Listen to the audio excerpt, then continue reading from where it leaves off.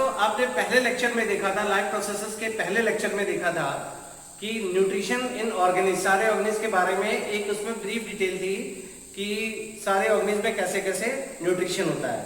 अब स्पेशली हम बात करेंगे न्यूट्रिशन इन प्लांट्स की, यानी ऑटोट्रॉफिक न्यूट्रिशन। जो आपने सबसे पहले डेफिनेशन पढ़ी थी ऑटोट्रॉफिक न्यूट्रिशन, वो एक्चुअली न्यूट्रिशन इन प्लांट्स ही होती है।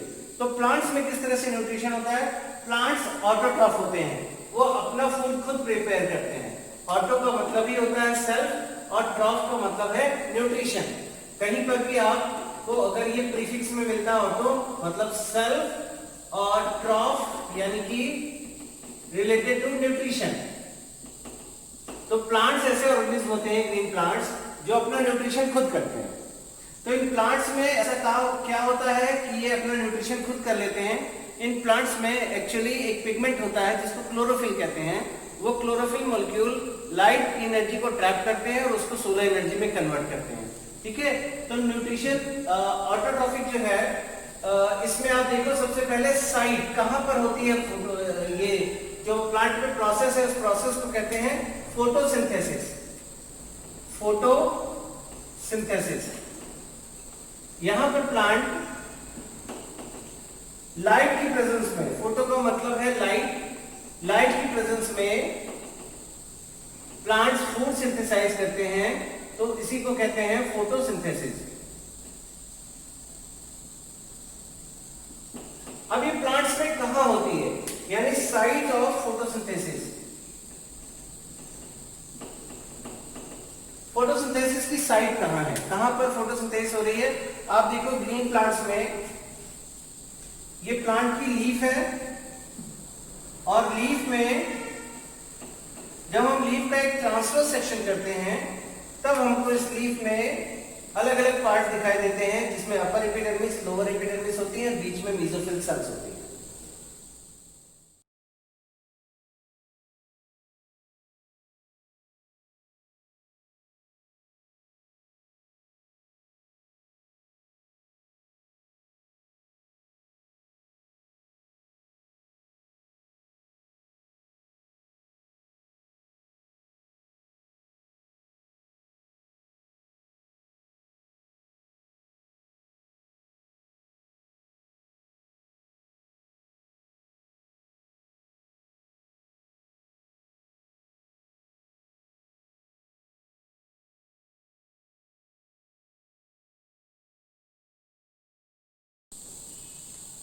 तो ये रही लीफ का ट्रांसफर सेक्शन। इस ट्रांसफर सेक्शन में आप देख रहे हो ये अपर एपिडर्मिस है और ये लोअर एपिडर्मिस है। दोनों एपिडर्मिस के बीच में जो सेल्स होती हैं सारी की सारी ये मीजोफिल सेल्स होती है। मीजो का मतलब होता है बीच में और फिल का मतलब है लीफ। फिल वर्ड सफिक्स रहता है लीफ के लिए यूज करते हैं। तो ये मीजोफिल सेल्स हैं। आप देख रहे होंगे डाइकोट प्लांट में जो मीजोफिल सेल्स हैं ये दो पार्ट्स में डिवाइडेड हैं। आप देखो यहाँ पर लंबी लंबी जो सेल्स दिखाई देगी वो पेलिसेड पेरेन्काइमा होती हैं, और जो गोल गोल सी हैं थोड़ा इरेगुलर शेप में वो स्पंजी पेरेन्काइमा होती है। और आप देख रहे हो स्पंजी पेरेन्काइमा के बीच में एयर स्पेस ज्यादा होता है। ठीक है, इसीलिए स्पंजी पेरेन्काइमा है। और नेचर में ही पेरेन्काइमेटस सेल्स होती हैं। आपने 9th में पढ़ा था पेरेन्काइमेटस सेल्स, कॉलिंकाइमेटस सेल्स, स्टेनकाइमेटस सेल्स। तो वही कैरेक्टरिस्टिक है, यहाँ पर ही पेरेन्काइमेटस सेल्स होती है जिनमें एयर स्पेस होते हैं। तो यहाँ पर दो तरह की सेल्स हैं पेरेन्काइमेटस सेल्स, लंबी वाली पेलिसेड पेरेन्काइमा और जो थोड़ी इरेगुलर शेप की है स्पंजी पेरेन्काइमा। यहाँ पर एयर कैविटी है। ये गार्ड सेल्स है दोनों तरफ से, गार्ड सेल्स, और उनके बीच में जो ओपनिंग है यही है होती है स्टोमेटा। तो हम बताना चाह रहे हैं यहाँ पर कि इसमें फोटोसिंथेसिस कहाँ पर होती है। तो प्लांट में आपने लीफ देखी है, लीफ का जब हम सेक्शन करते हैं तो सेक्शन में आपको ये दो तरह की सेल्स मिल रही है, मेसोफिल सेल्स। इन्हीं सेल्स में ऐसे स्ट्रक्चर्स होते हैं, ये कहलाते हैं क्लोरोप्लास्ट। ये जो गोल गोल से स्ट्रक्चर्स हैं ये सारी सेल्स में हैं अलग अलग, और ये वैरी करते हैं जिस प्लांट में जिसमें फोटोसिंथेसिस होती है उसमें में ये क्लोरोप्लास्ट होते हैं। इनको कहते हैं क्लोरोप्लास्ट। तो कहां होती है फोटोसिंथेसिस? इसी क्लोरोप्लास्ट में होती है। क्लोरोप्लास्ट में हम अभी आपको क्लोरोप्लास्ट का स्ट्रक्चर दिखाते हैं। क्लोरोप्लास्ट में लाइट रिएक्शन और डार्क रिएक्शन दोनों ही होती है। तो अगर आपसे पूछा जाता है साइट फॉर फोटोसिंथेसिस, फोटोसिंथेसिस कहां होती है, तो ग्रीन प्लांट्स में लीफ की संस्कृत के क्लोरोप्लास्ट में होती है। ठीक है, रियल है क्लोरोप्लास्ट। तो अब देखते हैं क्लोरोप्लास्ट का जरा डिटेल स्ट्रक्चर। ये रहा लीफ का ट्रांसफर सेक्शन। ये देखिए ये वाला पार्ट था जिसको हमने लार्ज करके बनाया है। ये एक लीफ है, लीफ का एपेक्स वाला पोर्शन है और बीच से लीफ कट की गई है और उसी लीफ में ये अपर एपिडर्मिस लोअर एपिडर्मिस जिसको हमने इनलार्ज करके बनाया है इस छोटे से पोर्शन को। ये रहा ट्रांसफर सेक्शन का स्ट्रक्चर। ये स्ट्रक्चर है क्लोरोप्लास्ट का। क्लोरोप्लास्ट आपने ये भी 9th क्लास में पढ़ा होगा। क्लोरोप्लास्ट में ये उसकी मेम्ब्रेन है, आउटर मेम्ब्रेन, और इनर मेम्ब्रेन से ही बनते हैं थैलाकॉइड। ये सिक्के की तरह से, कॉइन की तरह से स्ट्रक्चर्स होते हैं, थैलाकॉइड इनको कहते हैं। और थैलाकॉइड का जो एक पाइल है, जो एक ढेर है, इसको ग्रैनम कहते हैं। प्लूरली इसको ग्राना कहते हैं, प्लूरली ग्राना कहते हैं, सिमिलरली ग्रैनम कहते हैं। अब ये ग्रैनम बहुत सारे हैं इधर, और इनको जोड़ने वाले आपस में स्ट्रोमा लैमेली होती है। ये भी मेम्ब्रेनस स्ट्रक्चर होता है, लैमेली। ये दोनों को जोड़ रहा स्ट्रोमा रीजन में है, इसलिए इसको स्ट्रोमा लैमेली कहते हैं। और ये जो डॉट डॉट डॉट स्ट्रक्चर्स आपको दिख रहे हैं, ये राइबोसोम्स के होते हैं। और इसमें इसका डीएनए भी है, सर्कुलर डीएनए होता है ये, यानी इस डीएनए के दोनों एंड आपस में जुड़े हुए होते हैं, सर्कुलर रीजन। और ये जो रीजन होता है इसका मैट्रिक्स है, इस मैट्रिक्स इसका स्ट्रोमा कहलाता है। जिस डीएनए के दोनों एंड आपस में जुड़े हुए होते हैं वो सर्कुलर डीएनए होते हैं। नॉर्मल जो न्यूक्लियस के अंदर डीएनए होता है वो लीनियर डीएनए होता है, उसके दोनों एंड अलग अलग होते हैं। लेकिन क्लोरोप्लास्ट और माइटोकॉन्ड्रिया के अंदर जो डीएनए होता है वो सर्कुलर डीएनए होता है। तो इस पूरे क्लोरोप्लास्ट में फोटोसिंथेसिस कहाँ होती है? देखिए फोटोसिंथेसिस में 2 स्टेप होते हैं। फोटोसिंथेसिस में 2 स्टेप होते हैं। एक स्टेप को हम लाइट रिएक्शन कहते हैं और एक को डार्क रिएक्शन कहते हैं। लाइट रिएक्शन को लाइट रिएक्शन इसलिए कहते हैं क्योंकि लाइट की प्रेजेंस में होती है। जब सनलाइट रहेगी तभी ये प्रोसेस हो पाएगी। और डार्क रिएक्शन लाइट से इंडिपेंडेंट होती है। लाइट रहे या ना रहे ये डिपेंड करती है लाइट रिएक्शन के प्रोडक्ट पे। तो ये लाइट रिएक्शन कहाँ होती है? Inside thylakoid membrane. ये जो थैलाकॉइड है इसकी मेम्ब्रेन है, अभी हम इसका भी डायग्राम दिखाते हैं। थैलाकॉइड की मेम्ब्रेन में लाइट रिएक्शन होती है और डार्क रिएक्शन जो है ये स्ट्रोमा रीजन में होती है।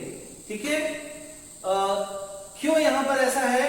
लाइट रिएक्शन थैलाकॉइड में ही इसलिए होती है क्योंकि यहाँ पर क्लोरोफिल के मॉलिक्यूल है, क्लोरोफिल ही सनलाइट को ट्रैप करते हैं। जबकि डार्क रिएक्शन इसलिए होती है स्ट्रोमा में क्योंकि वहां पर वो एंजाइम्स होते हैं जो इस रिएक्शन को कराएंगे। एंजाइम्स है इसलिए डार्क रिएक्शन स्ट्रोमा में ही हो रही है। तो डायग्राम देखते हैं थैलाकॉइड का। ये थैलाकॉइड है, इस थैलाकॉइड को हमने और डिटेल में यहाँ बता दिया है। ये थैलाकॉइड की मेम्ब्रेन है, यहाँ से यहाँ तक थैलाकॉइड की मेम्ब्रेन है और बीच में ये ल्यूमेन है, खाली जगह को ल्यूमेन कहते हैं। तो इसमें जो मेम्ब्रेन है, इसी मेम्ब्रेन में जो नॉर्मल सेल मेम्ब्रेन होती है लिपिड और प्रोटीन की बनी होती है, वैसे ये भी मेम्ब्रेन है। बट इसमें बीच बीच में क्या है? ये जो स्ट्रक्चर दिख रहा है आपको हेड और टेल वाले, यही क्लोरोफिल मॉलिक्यूल होते हैं। ये क्लोरोफिल है, इनको मैंने इस तरह से दिखाया है।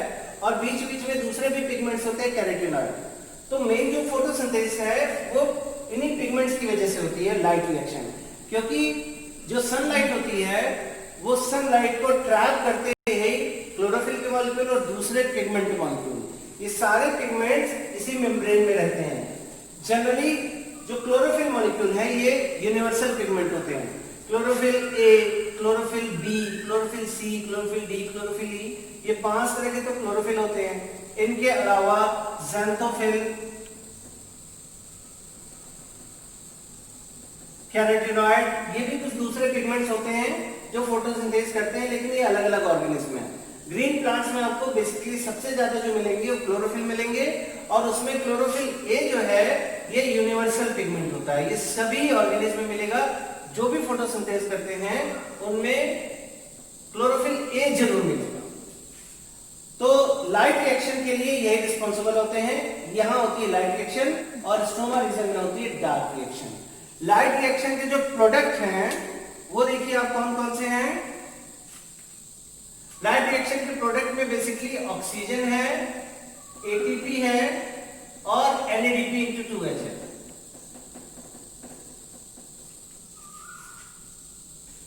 तो लाइट रिएक्शन के प्रोडक्ट देखिए, इसका एक प्रोडक्ट हो गया ऑक्सीजन, एक प्रोडक्ट है एटीपी और एक प्रोडक्ट होता है NADP*2H। ऑक्सीजन जो लिबरेट होती है ये एनवायरनमेंट में चली जाती है और एटीपी का फुल फॉर्म आपको बता देता हूं, एडेनोसिन ट्राइफॉस्फेट। और NADP जो 2H, ये जो 2H है इसके लिए इसको कहते हैं रिड्यूस्ड। अगर इसमें 2H नहीं लगा, सिर्फ NADP है, तो होता है निकोटिनामाइड डाइन्यूक्लियोटाइड फॉस्फेट। तो NADP निकोटिनामाइड एडेनिन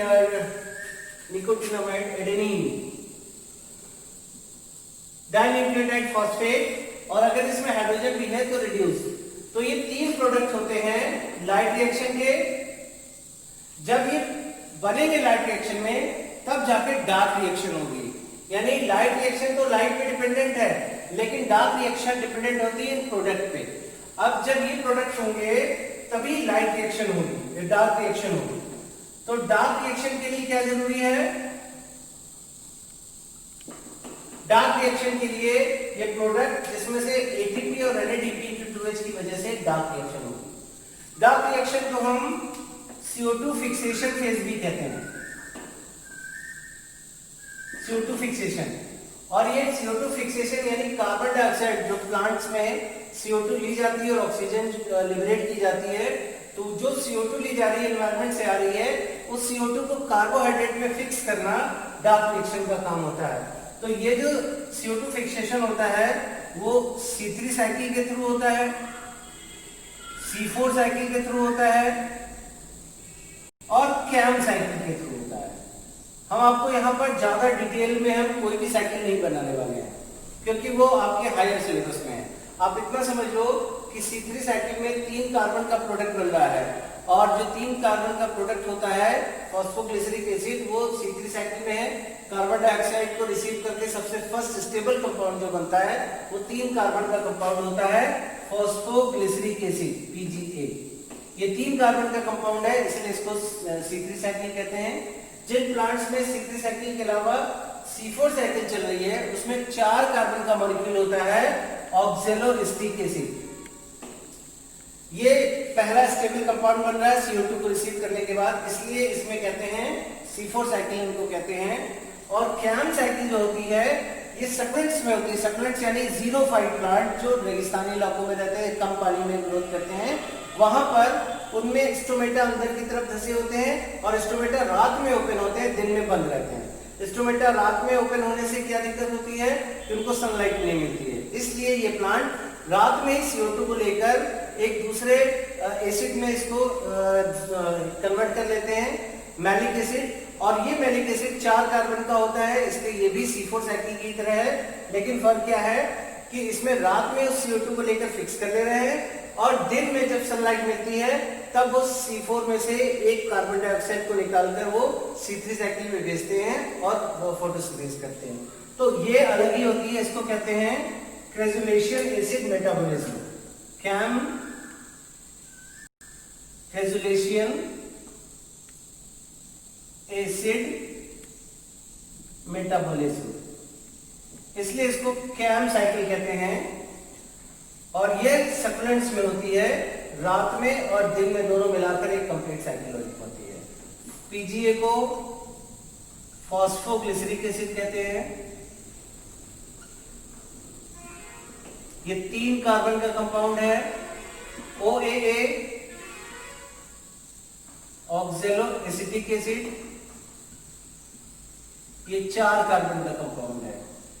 और ये होते हैं क्रेजुलेशन एसिड मेटाबॉलिज्म, सक्लेंट्स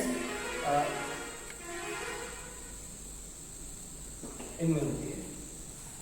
तो ये होती है डार्क रिएक्शन। डार्क रिएक्शन के थ्रू CO2 को कन्वर्ट किया जाता है प्रोडक्ट में। तो हम इसके अब एक रिएक्शन दिखाते हैं। इस रिएक्शन में सारी की सारी इक्वेशन है। तो अब देखिए ये लाइट रिएक्शन और ये डार्क रिएक्शन के प्रोडक्ट, आप देखो इसमें क्वेश्चन कहां से आते हैं। एक तो क्वेश्चन हो गया कि लाइट रिएक्शन किस पे डिपेंडेंट है, लाइट पे। कौन सी लाइट में फोटोसिंथेसिस हो सकती है, आपको यहां ध्यान देना होगा। फोटोसिंथेसिस सनलाइट ही नहीं जरूरी है कि केवल सनलाइट में होगी, बल्कि वो किसी भी लाइट में हो सकती है जिसकी इंटेंसिटी इतनी होनी चाहिए कि क्लोरोफिल मॉलिक्यूल एब्जॉर्ब कर पाए। ये आपको ट्यूबलाइट से भी हो सकते हैं, ये बल्ब की लाइट से भी हो सकती है, इवन किसी भी लाइट से जिसमें जो लाइट की इंटेंसिटी है वो उन पिगमेंट्स को स्टिमुलेट कर रहे हैं। इवन सीएफएल वाली लाइट में भी हो सकती है। तो बल्ब लाइट, सीएफएल लाइट या ट्यूब लाइट है, सनलाइट में तो होती है। इवन कई बार कई प्लांट्स ऐसे भी होते हैं जो मून लाइट में भी फोटोसिंथेसिस कर लेते हैं। मून लाइट में जब फुल मून रहता है तो उस समय जो लाइट होती है इंटेंसिटी वो भी इतनी होती है कि उन प्लांट्स में फोटोसिंथेसिस हो जाती है। तो लाइट रिएक्शन के लिए लाइट की इंटेंसिटी जरूरी है। अब जो कार्बन डाइऑक्साइड प्लांट्स ने ली थी उससे उन्होंने ये ऑक्सीजन बनाया और ये ऑक्सीजन एनवायरनमेंट में रिलीज हो जाए। तो आप पूरी इक्वेशन देखिए फोटोसिंथेसिस की, 6CO2 प्लस 6H2O, सनलाइट, यहाँ पर सनलाइट है, क्लोरोफिल है और जो प्रोडक्ट बन रहा है वो C6H12O6 ये प्रोडक्ट बन रहा है और साथ में ऑक्सीजन लिबरेट हो रही है। ठीक है, अगर हम यहाँ पर इक्वेशन को बैलेंस करने के लिए 12H2O लेते हैं तो यहाँ पर 6H2O रिलीज हो जाएंगे। तो ये फोटोसिंथेसिस की ओवरऑल इक्वेशन है। इस इक्वेशन में लाइट रिएक्शन और डार्क रिएक्शन दोनों है, क्योंकि लाइट रिएक्शन में क्या हो रहा था, ऑक्सीजन लिबरेट हो रही थी, बट डार्क रिएक्शन जो CO2 फिक्सेशन फेज है उसमें कार्बोहाइड्रेट बन रहा है। तो ये जो कार्बोहाइड्रेट बन रहा है ये हमने बता दिया आपको, ज्यादातर प्लांट्स में C3 साइकिल चलती है। इस C3 साइकिल को कैल्विन साइकिल भी कहते हैं। कैल्विन साइकिल क्योंकि इसको डिस्कवर किया था मेल्विन कैल्विन ने, तो इसलिए इसको कैल्विन साइकिल भी कहते हैं। C4 साइकिल में भी कुछ प्लांट्स में फोटोसिंथेसिस होती है और हायर प्लांट्स होते हैं। C4 साइकिल के थ्रू उसमें CO2 का फिक्सेशन होता है, ये कार्बन डाइऑक्साइड कार्बोहाइड्रेट में कन्वर्ट होती है। इसको C4 साइकिल को हैच एंड स्लैक साइकिल भी कहते हैं। हैच एंड स्लैक साइकिल क्योंकि इसको डिस्कवर करने वाले थे हैच एंड स्लैक, उनके नाम पर है हैच एंड स्लैक साइकिल। तो ये कार्बन डाइऑक्साइड या कार्बोहाइड्रेट में कन्वर्ट हो रही है, रिड्यूस हो रही है, और रिडक्शन करने के लिए यहाँ पर रिडक्शन करने के लिए यही हाइड्रोजन है जो NADP×2H में थे, इसलिए इसको रिड्यूसिंग पावर कहते हैं। जो NADP×2H है इसको रिड्यूसिंग पावर भी कहते हैं, क्योंकि ये रिड्यूस कर रहा है कार्बन डाइऑक्साइड को, कार्बोहाइड्रेट में रिड्यूस कर रहा है, और इन दोनों को मिलाकर एसिमिलेटरी पावर कहते हैं। एसिमिलेटरी पावर, ये ATP की रिएक्शन जो होती है ये भी इसमें काम आती है, तब जाके फोटोसिंथेसिस कंप्लीट हो पाती है। तो कैल्विन साइकिल और C4 साइकिल ये हम आपको डिटेल में नहीं बताने जा रहे हैं, आपको एक डायग्राम दे देंगे, आप उससे एक बार देख लोगे, अदरवाइज ये हायर सिलेबस में है, हम उसमें नहीं जा रहे। तो ये है फोटोसिंथेसिस की ओवरऑल इक्वेशन। अब इसमें इवेंट्स देखते हैं, कौन कौन से इवेंट्स है फोटोसिंथेसिस में। तो आप देखिए यहाँ पर इवेंट्स कौन कौन से हैं फोटोसिंथेसिस में। ये तो ओवरऑल इक्वेशन आपको बता दी हमने, कार्बन डाइऑक्साइड। हाँ, यहाँ पर एक बहुत ही इंपॉर्टेंट चीज है कि ये जो ऑक्सीजन रिलीज हो रही है ये कौन सी ऑक्सीजन है। तो आप ये ध्यान रखना, यहाँ जो ऑक्सीजन रिलीज हो रही है ये वाटर वाली ऑक्सीजन है। ये वाटर वाली ऑक्सीजन है, जो वाटर में थी ऑक्सीजन वही यहाँ पर है, क्योंकि इसको एक्सपेरिमेंटली प्रूव किया गया कि ये जो ऑक्सीजन लिबरेट हो रही है ये कार्बन डाइऑक्साइड की है कि इसकी है। तो ये हमेशा ध्यान रखना कि ये वाटर वाली ऑक्सीजन होती है जो वहां रिलीज होती है। अब इवेंट्स देखिए फोटोसिंथेसिस में कौन कौन से इवेंट्स होते हैं। पहला इवेंट है absorption of light energy by chlorophyll molecule. Sunlight को ट्रैप करते हैं और वो सनलाइट को यहाँ पर लाइट एनर्जी को केमिकल एनर्जी में कन्वर्ट करने का काम करते हैं। तो सबसे पहले इन्होंने क्या किया, फर्स्ट स्टेप में एब्जॉर्प्शन किया लाइट एनर्जी का क्लोरोफिल ने, उसके बाद कन्वर्ट किया इस लाइट एनर्जी को केमिकल एनर्जी में। जो फूड मॉलिक्यूल बन रहा है कार्बोहाइड्रेट, हेक्सोस शुगर है 6 कार्बन की शुगर, केमिकल एनर्जी में इसने कन्वर्ट कर दिया। और वाटर मॉलिक्यूल को भी स्प्लिट कर रहे हैं यहाँ पर ऑक्सीजन और हाइड्रोजन में। यहाँ वाटर मॉलिक्यूल जो होता है ये 2H plus ion plus half O2 plus 2 electrons इसमें ब्रेक डाउन हो जाता है। इसको कहते हैं फोटोलिसिस ऑफ वाटर। सनलाइट की वजह से वाटर मॉलिक्यूल ब्रेक डाउन हो रहा है और यही ऑक्सीजन रहती है, यही हाइड्रोजन है जो NADP को मिल जाती है और NADP रिड्यूस हो जाता है। ये ऑक्सीजन एनवायरनमेंट में चली गई और ये इलेक्ट्रॉन जो है वो लाइट रिएक्शन में जो अलग अलग स्टेप्स हैं वहां पर हाई एनर्जी लेवल से एक केमिकल मॉलिक्यूल से दूसरे में, दूसरे से तीसरे में, और इस तरह से इलेक्ट्रॉन मूव करते करते अल्टीमेटली वो ATP बनाने का काम करते हैं। तो इस तरह से ATP बन रही है लाइट रिएक्शन में, NADP×2H बन रहा है और ऑक्सीजन लिबरेट हो रही थी। तो ये था सेकंड इसमें इवेंट जिसमें लाइट एनर्जी केमिकल एनर्जी में कन्वर्ट हुई और वाटर मॉलिक्यूल ऑक्सीजन और हाइड्रोजन में डिवाइड हुआ। और थर्ड स्टेप होता है इसमें reduction of carbon dioxide into carbohydrates. जो हाइड्रोजन NADP के पास थे वो हाइड्रोजन यहाँ पर मिलते हैं CO2 के पास और CO2 इसको कार्बोहाइड्रेट में कन्वर्ट करने का काम करता है। तो रिडक्शन हो जाता है, कार्बन डाइऑक्साइड रिड्यूस हो रहा है क्योंकि इसमें हाइड्रोजन मॉलिक्यूल आके जुड़ रहे हैं, तो रिड्यूस हो रहा है कार्बन डाइऑक्साइड इनटू कार्बोहाइड्रेट्स में। तो ये थी फोटोसिंथेसिस। इस तरह से प्लांट्स जो हैं वो फोटोसिंथेसिस करके न्यूट्रिशन करते हैं, इसीलिए प्लांट्स ऑटोट्रॉफ होते हैं। इसके थ्रू जैसे इन्होंने एक कार्बोहाइड्रेट बना दी, इसके अलावा इसी से वो कन्वर्ट करके अमीनो एसिड्स भी बनाते हैं और लिपिड्स वगैरह भी बनाते हैं। तो प्लांट्स में सारी प्रोसेस होती है इसी फोटोसिंथेसिस के थ्रू। तो ये था plants, nutrition in plants, photosynthesis. Thank you.